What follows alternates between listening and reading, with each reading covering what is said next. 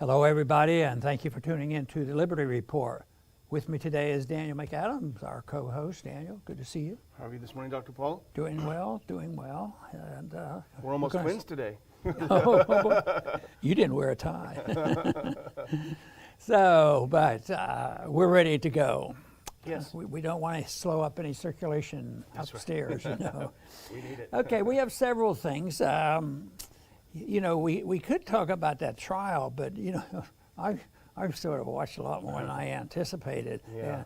And I didn't watch the anti-Trump stuff. That was too much to bear. And even the pro-Trump stuff wasn't all that great. Yeah. But there'll be more of it, and we already know the answer, so why watch it, you know? He's not going to be found guilty. And, you know, I guess I would assume that if he's not found guilty of anything, I don't think they can give him the penalty of never running for office again. How do you penalize somebody that was found innocent? You know, but that they'll figure out. They'll harass him one way or another. But today I want to talk a little bit, start again with some foreign policy and some civil liberties. The Biden administration, you know, theoretically, they represent progressives, you know, and you have Sanders, who probably considers himself a principled progressive, which could be challenged. But anyway, there are some there that claim to be and want to be progressives, which means they're going to think about civil liberties and all. And we've gone over the case of Assange many, many times, and we had hinted strongly and tried to get the president's attention. That was Trump. Yeah. To, you know, to give him a pardon. Yeah. But we have a new administration. I don't think we ever got too excited about, we have a civil libertarian in the White House now. We're going to get some good results here. So people were looking, you know, toward Biden to see what happens. But the message is the administration is seeking, as was the Trump administration, the extradition of Julian Assange. Yeah. So he's no better off. Liberty is no better off. And lo and behold, it looks like the two political parties in this regards and others are exactly in the same corner, you know. And so it makes me think of the cliche, the more things change, the more they stay the same. That things were changed, but there's so many other things that stay the same. The foreign policy, of course, and we'll talk a little bit more about that. That stays the same. Monetary policy, spending, debt, and all these things. And lockdown, hopefully there'll be a break in that, but not from the new administration. So we have this to contend with, and it gets a lot of people get very tired of it. I'm just wondering if the average American even knows his name. Yeah. I know the people who have been interested in constitutional law, interested in limited government, lean toward libertarianism. I would say they know it, and it's a very, very important case, but it looks like we're going to have a lot of work to do if we're ever going to get enough pressure or the right people there to do something about this injustice. Yeah, and it's I would say it's shocking, but not shocking. You know, I mean, as people watched us would know over the last 4 years, Trump was not great on civil liberties, and we criticized him for that. And this is certainly one aspect of that. You know, to his credit, and we give credit where credit's due, President Obama looked into indicting Assange, but then he came to the conclusion that what Assange had done was too similar to what journalists do to indict him. He felt there was too much, and he was not afraid to use the Espionage Act, by the way. Obama wasn't, but this, to his credit, he decided not to persecute Assange, and unfortunately, Trump, even though on the campaign trail said over 100 times, "I love WikiLeaks, I love it," you know, he decided to indict Assange on 17 counts of espionage and 1 count of conspiracy to commit computer crimes, of course. And now he spent how long, a year or so in this prison in the UK in solitary confinement. And we had the ruling earlier this year from the UK judge Vanessa Baraitser. It was a mixed ruling because on the one hand she said, yeah, the administration, the U.S. can extradite him and can charge him for espionage for what she did, but his mental state is too fragile right now so we can't extradite him. So it's unfortunate, and it actually was yesterday that Justice Department spokesman Mark Raimondi said, we will continue to seek his extradition. We can still hope, we can still encourage the administration, this current administration, to do the right thing. However, they're not off to a good start. Right, and I think the only thing that will change matters is when a large number of American citizens wake up and say this kind of stuff isn't good. It isn't a good example to set, but it's also bad for our own civil liberties, for everybody. If they can treat somebody like this the way they have and don't have due process, then they can treat all of us, and I think that's the position that we're moving toward. So that is the real tragedy. And so we're left with not a lot of options. You and I, with our small little voice, we can keep talking about it, and maybe the voice will get louder and there'll be more people, because it would change if the American people say, why are you doing this? And about the only thing an individual say, how can I do it? I'm only one person. What if I write a letter? They're not going to pay any attention, which is true. But the more letters, the more emails you send, the better, the more you can actually see and talk to a congressman, like at a town hall meeting or something. Why not bring this up? Because there will be people paying attention, and the member of Congress will pay attention if there's more than one person, saying it. So we have to keep at it. We'll keep talking about it, and hopefully in time have an influence on the direction of his legal status. And the real disturbing question is, why are there so many people who happen to be aware of this? Why would so many say, oh, we don't want to know what the government is doing in our name. We don't want to have any idea. The argument is that what Assange did and what Snowden did made us less safe, made us more vulnerable to attacks. I would argue the opposite. I would argue that what Assange has done and what Snowden has done has made us more safe. Because if you remember, after the 9/11 attacks, when all of the mainstream media and most of America was saying, why did they do it? Why do they hate us? Oh, it must be because we're so good. Well, what Assange did by exposing really the criminal foreign policy of the United States government, the criminal things they were doing overseas, the absolute mayhem they were wreaking overseas, the fact that the CIA and NSA were illegally spying us, all of these things, if Americans knew, they would understand, quote unquote, why they hate us, why they don't like us. Right. Why do you hate us? You blew up my family, that's why. It's not that complicated. So actually knowing these things would make Americans want to question our foreign policy more, would want to demand changes, would want to demand that we mind our own business overseas, and that, we would argue, would keep us much, much safer. And we have to recognize the fact that the supporters that watch this program and write into us, I think they're very, very much with us. So the goal that we personally have is see if we can reach more people. And of course, our viewers can help us on that. Yes. If they think it's worthwhile on the message we give, the more that can join with us, the better. But I want to move on to another foreign policy, unless you have another statement. No, I think we can move on. Yeah, okay. This is the thing about China, South China Sea. But we've been dealing with this for a long time. There are islands dredged up there, and we get very close to the borders of China, and then we take our Navy operations into questionable waters, that it's undecided, disputed waters, and we get involved. And very impressive. If you're just impressed with large vessels and a giant naval operation, just looking at 2 nuclear aircraft carriers, it is awesome in the sense of power. Of course, if you're not interested in using it or threatening people with it, it's a different story. But they have 2 over there, the USS Roosevelt and the USS Nimitz.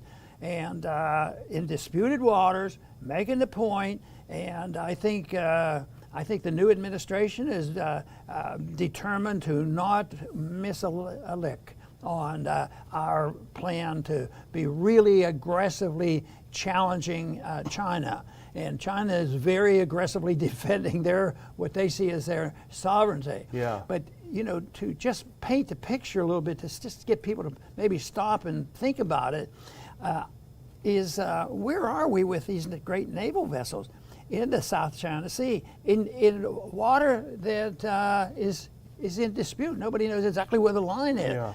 And just sort of teasing things. And we do that on airplanes. We fly right up to them and just, sort of waiting for an accident to happen. So the best way I can think of it is, what if China or some other supposed enemy had 2 aircraft carriers in the Gulf of Mexico? Yeah. Yeah. I mean, some people would be annoyed, but no, that's okay. That's for national security. We have to protect ourselves. Not many Americans would say, boy, what we need to do, because it would be a sign of weakness. Yeah. Well, sometimes taking a position like this is a sign of strength, that you're confident, that you're willing to defend one's country, and they better not mess with it. But that's different than just throwing your weight around. And then if they don't do what we want, then we go ahead and put sanctions on them, and then we're going to punish you. And they did this and that, and the people who love sanctions don't understand free market economics very well, because usually the people who pay for sanctions and tariffs are our people. Yeah. And in the midst of a downswing in the economy, for more reason than the lockdown, the more you have. Any attempt to have a solution by more protectionism won't work. It's going to make it worse, and it does help to build the antagonism. And right now, there are people who think that we are way too weak with our approach to China, and maybe we should just be strong and let them know that people shouldn't mess with this. But we're going to have a policy that we're not going to go out looking for a fight. Yeah. We're not going to initiate it, and we're not getting in a position where accidents can happen and false flags can be raised. People go do it and say, oh, the Americans did it. The Americans did it. And then there's sometimes people will just use strategy. And this is where I'd like to see some real honesty in government, and we've talked about this many times, and that is, how many times have we entered armed conflict by lies. Literal lies that were taken and spread by the media, and then years later, oh yeah, that was a lie, we shouldn't have done that. And then if you add up what was lost, not only financially, but humanity, how many people were killed on both sides, it would to me seem like it's logical. Well, if there is an option that is not dangerous to our security, actually helps our security, why wouldn't we go in the direction of changing this foreign policy? But looks like whether it's Assange or the South China Sea, things are about to stay the same. Yeah, excuse me, let's put up that first clip just so people can get familiarized. A, with where it is, and B, with all of the competing claims. It's literally a minefield, actually. And so here we waltz in with 2 carrier groups into this minefield to throw our weight around. And the reason this is our second story, because there's really two things on a theme. The common theme is the continuity of U.S. foreign policy, and it reminds me of the old Tom Woods quip that no matter who you vote for, you get John McCain. And this is essentially it. Biden's foreign policy when it comes to China, he is under pressure, and I don't think it's too much pressure anyway, to really twist the arms of the Chinese, to really kick them around, because there's this perception, probably truthful, that the Biden family has been involved in some shady deals with China. At least that's what the laptop that was discovered seemed to suggest, and other things. So the question is, what's the purpose, as you point out, what's the purpose of doing this? And in fact, as antiwar.com, which provided this graphic, and we appreciate it, as they pointed out, this is the first time since July of 2020 that we've had 2 carrier groups in there. But before that, there had only been 2 previous times we sent groups of 2 in there since 2001. So this is not something that happens every day. This is not a routine thing. It's all of a sudden thing. So it makes you wonder, who's in charge? Does Biden like this? Well, look at the people that he's appointed. The Secretary of Defense was a board member of Raytheon. You have hawks throughout the entire administration. I haven't seen a dove. The closest to a dove will be the director of the CIA, who himself is a big fan of so-called soft power and regime change. So, again, it's a variation on the theme that the policies, the confrontational interventionist policies, continue no matter who's elected. Right, and we are going to keep pestering them and trying to reach more Americans to speak out and say it's best for us not to be doing all this stuff. And yet, right now, we didn't mention this, but we have so often in the past, and that is, who's making the money? Who's been making the money? And so it's very profitable in the military-industrial complex. It's huge, and it also brings up the subject of the deep state. You sort of wonder who makes these final decisions. Quite frankly, I don't think many Americans think, oh, well, we know that Biden is on top of all this, and he's going to do this. So you wonder there, and we do know no matter what. The deep state is behind, and the profits in the military budget is huge, probably one of the biggest lobbying group in Washington, and I'm pessimistic in the sense that we're not going to see a change in the character of our legislative bodies that will move away and change the direction, but it's going to end when the bubble bursts. Yeah. And this morning I was thinking about and jotting down, every place I see the budget or the bubble, and the more I look at it, because on the news it'll say, well, there's no bubble here, there's no bubble here, and say CPI didn't go up much this week, but the bubble phenomenon, it never lasts. It can last for a while, but eventually it ends. And when it gets out of control, which this one is, because the only thing they have to deal with it is expand the bubble. If the bubble starts to leak a little harder, we can't let the bubble, no air out of the bubble. People will panic. So that's when our foreign policy will change. And that's just what you said up until 2007, right? And about the housing bubble, they thought you were crazy. Oh, Ron Paul is always talking about the bubble. So they do well to listen. Well, let's change to a new tune, and this is one of our favorite themes, which is do what I say, not what I do. And let's do a refresher. Let's put up that next clip. We talked about this yesterday about Tampa, the post-Super Bowl celebrations. A lot of people were in the streets. There's no statewide mask mandate, so they were in the street without masks, having a good time. Well, the mayor of Tampa, Democrat Jane Castor, was furious about it, and she wants the police to identify these people. Look at the photos, find who they are, and persecute them. Well, unfortunately, this comes to us. There are some tweets yesterday. Unfortunately, again, do what I say, not what I do. Let's look at the next clip. Here is that same mayor celebrating a sporting event. She's missing something. It must be transparent. Oh, just a fluke. No, let's do the next one. I could probably do 20 of these.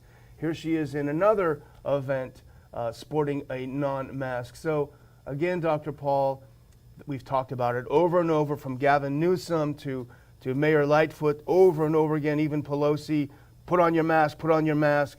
And then as soon as, even Biden, by the way, remember, just a couple of hours after he signed that executive order, you must wear a mask on federal property, here he is with his family at the Lincoln Memorial without a mask. So I have to say, even our brilliant rhetoric and argumentation, unfortunately, is not going to win the day. It's going to be people that are sick and tired of this hypocrisy. That's right. You'd think individuals who do this would be embarrassed a little bit.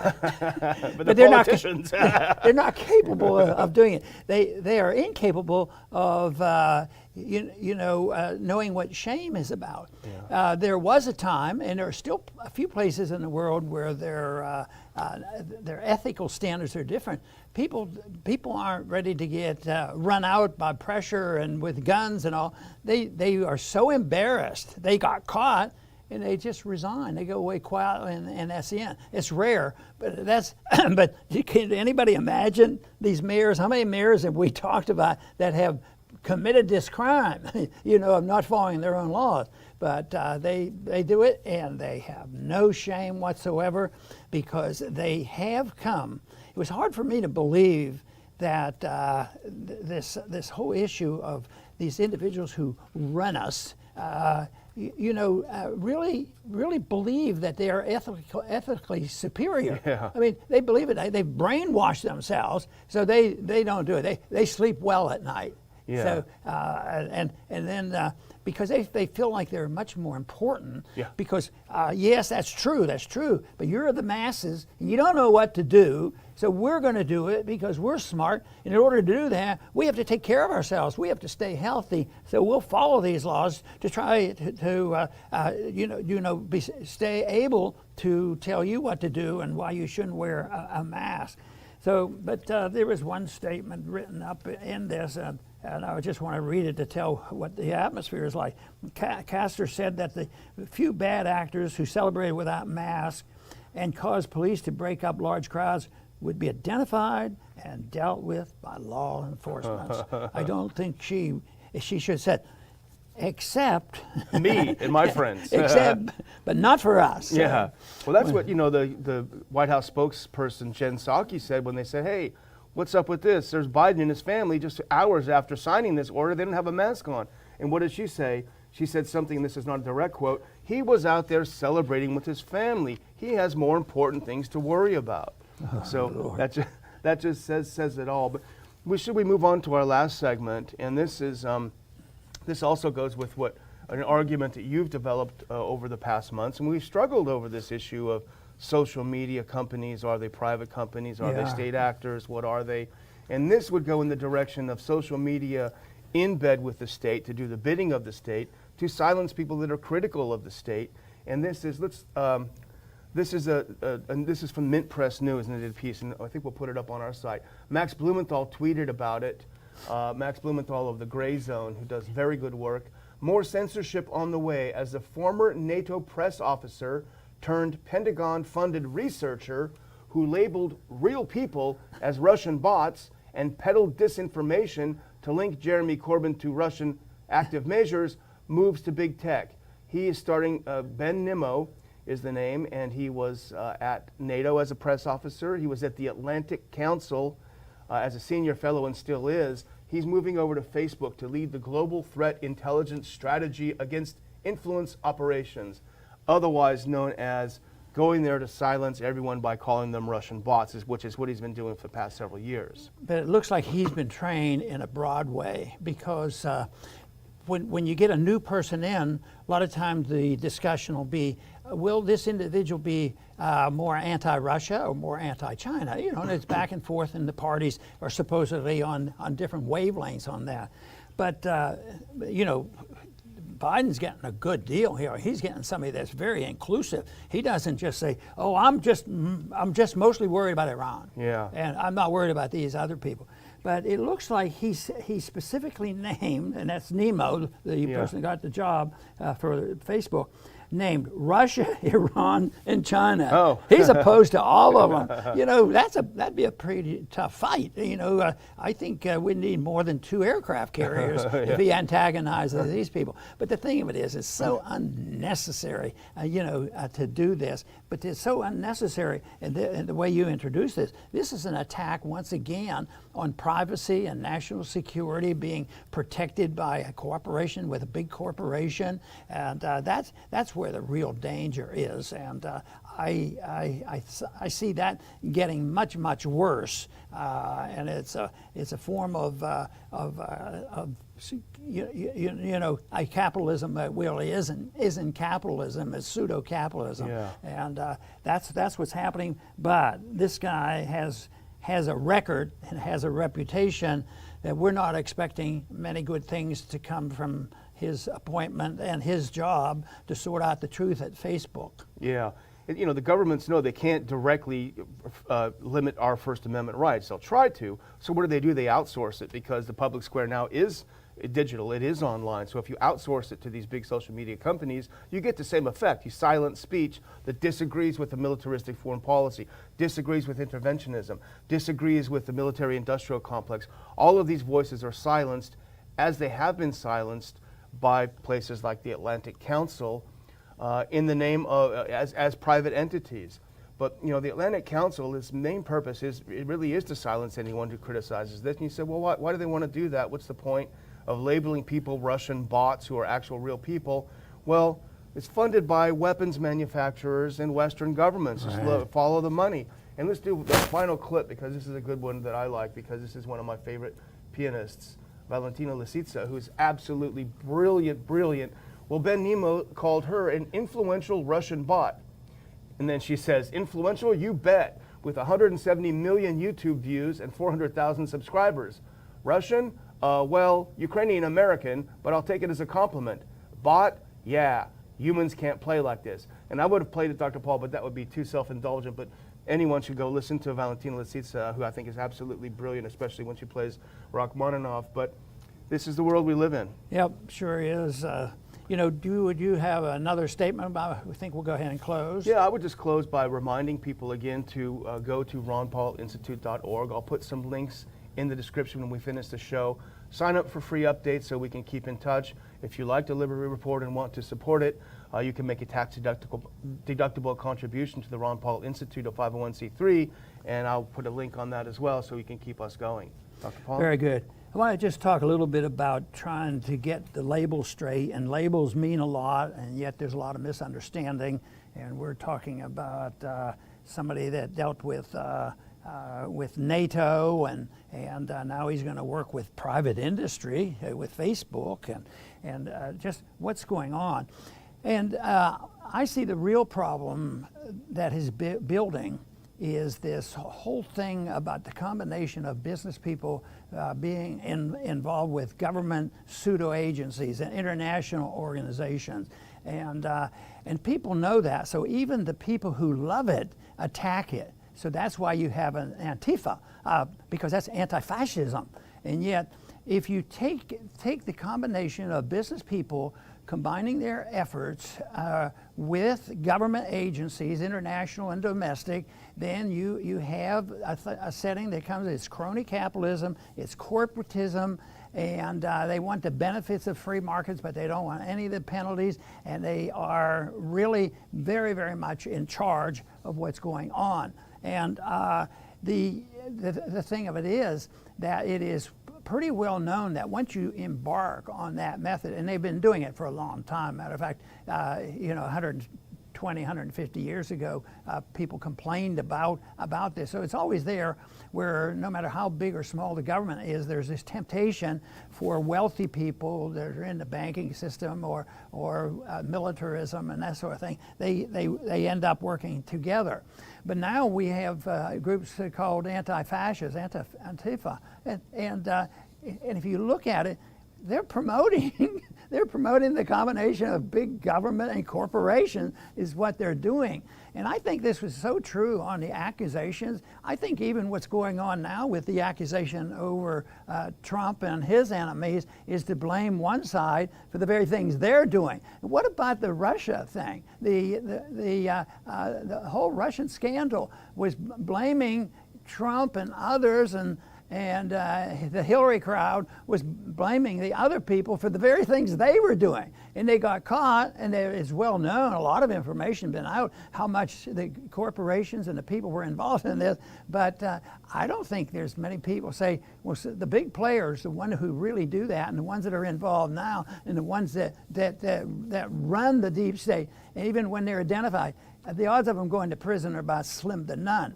But the only thing that can happen is, on a positive sense, more people have to know and understand what liberty is all about, and demanding that we get our liberty, and those individuals who want to use the government, keep your hands off us, and then maybe we can at least set a standard where people will be less enthused about supporting these people that go to bed with the government agents, because right now it's getting to be worse, and all the national security and privacy is all being controlled, by these people who always have an excuse. It's to make us safe and secure. So it, to me, long term, is an education to learn why liberty is an answer to so many of our problems. It doesn't solve the problems of individual morality that exists whether you have big government or even in little government. But if we can get the maximum number of people that say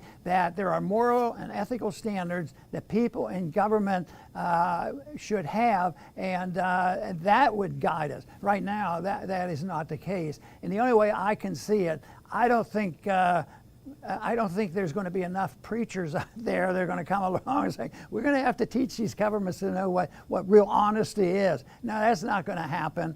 Government power is so seductive. And these people who believe that they're going to save the world by using that power to make sure that you and I and everybody else are taken care of and that we don't have to worry. That's why we're going to continue. If we don't speak out, that's why we're going to continue to have lockdowns and having government write a lot of rules that they themselves don't believe they have to follow. That has to change. I want to thank everybody for tuning in today to the Liberty Report. Please come back soon.